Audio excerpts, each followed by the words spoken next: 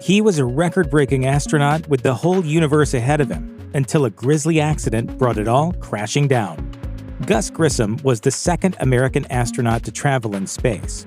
He was born Virgil Ivan Grissom in 1926, and he didn't have any particular goals in mind when it came to his career.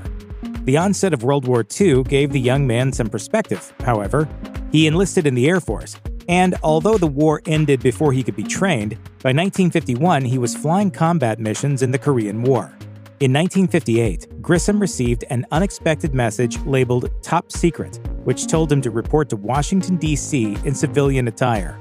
He figured it was instructions from the Air Force, but when he arrived at the specified location, he found out that he was one of the 110 test pilots invited to learn more about the space program. Grissom was interested in the experience and endured rigorous training and a battery of examinations. He didn't have high expectations, but nevertheless tried his best. As time passed, the number of candidates diminished, and the list of 7 astronauts chosen for NASA's Project Mercury was announced in April 1959. One of them was Grissom.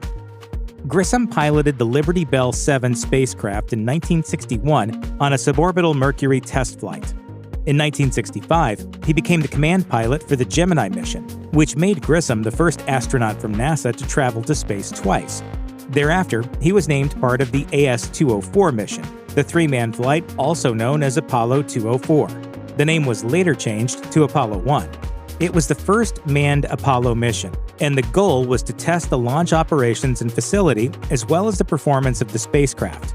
The mission was scheduled to last up to 2 weeks, and Grissom was chosen together with Roger Chaffee and Edward White II.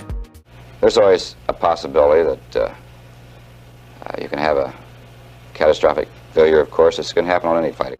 The Apollo mission was slated to launch on February 21, 1967. On January 27th, Gus Grissom, Edward White II, and Roger Chaffee held a test launch at Launch 34 Complex in Cape Kennedy. Preliminary tests were done, and the astronauts went into the command module. They encountered communication problems with the microphone and did troubleshooting.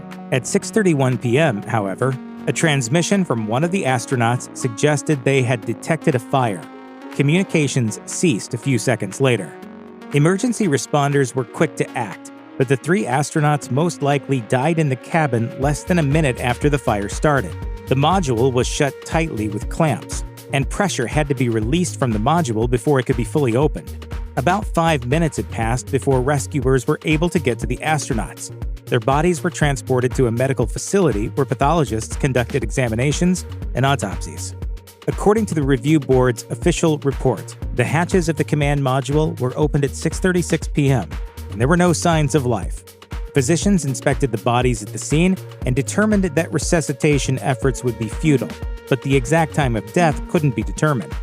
Based on the autopsy and investigation of the spacecraft, it was concluded that Grissom and his 2 companions fell unconscious due to gases inside the cabin and that death occurred rapidly. Multiple factors caused their deaths, including the carbon dioxide, carbon monoxide, oxygen, and irritant levels inside the spacecraft. The lack of oxygen in the heart and brain resulted in the loss of consciousness and led to cardiac arrest.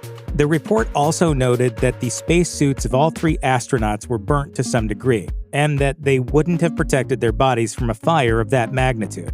Grissom suffered burns on 60% of his body, and soot was found in his trachea, oral cavity, and nose. His cause of death was noted as asphyxia due to inhalation of toxic gases due to fire. Grissom is buried at the Arlington National Cemetery, and NASA posthumously awarded him the Congressional Space Medal of Honor.